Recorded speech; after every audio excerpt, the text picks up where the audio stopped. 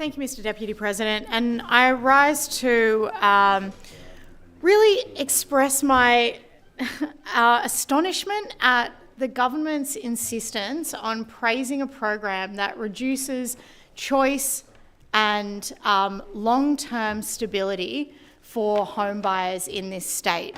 This, I believe, really, the repeal of the first home buyers choice scheme was one of the worst decisions that this government has made since they were elected.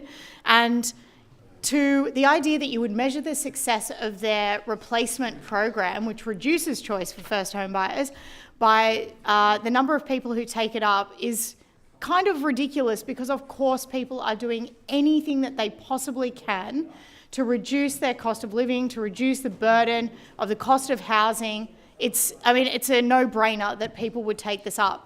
But the alternative was very clear under the former coalition government, and that was to have a small annual fee that people could pay, and that is what people chose to do. When they had the option, they chose to take up that option because it was a way to ensure that long-term financial stability was built into their budget and built into their way of managing the finance of a home. The fact that they are propping up stamp duty, one of the worst and most inefficient taxes, with their scheme, instead of what we had under the first home buyer choice, is truly ridiculous. And as I said, I'm astonished by the idea that you would actually boast about it.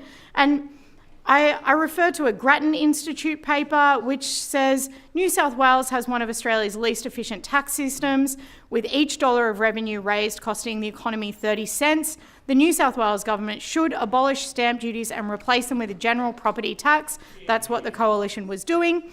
The economic gains from this reform would be huge. Shifting from stamp duty to a broad-based property tax could leave New South Wales between $4.1 billion and $5.2 billion a year better off, according to estimates based on the excess burden of taxes.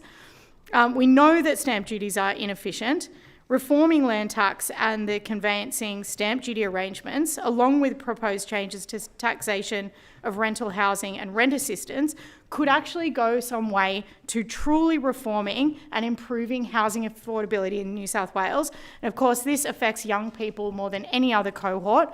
We've got even the New South Wales Productivity Commission, their submission to the federal inquiry into housing affordability stated, stamp duty imposes costs on people at all stages of life.